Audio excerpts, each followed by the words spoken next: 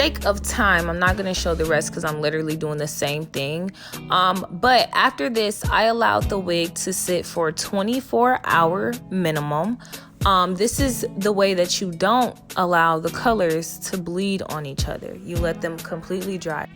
Then when it's time to wash, make sure that the water is cold. As you can see, I was checking for the water. Also, just a little tip, I use Aussie. You can use what you want, but Aussie has worked wonders for me on all hair.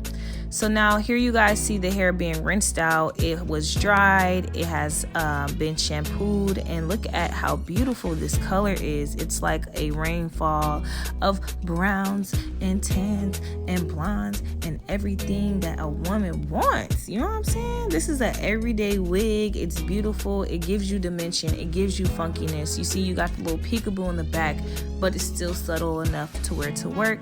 So remember guys, I'm coming back with the episode from KJ's Color Bar twice out of the month. This is our second one, so look forward to 2 of them in February. Thank y'all so much for watching.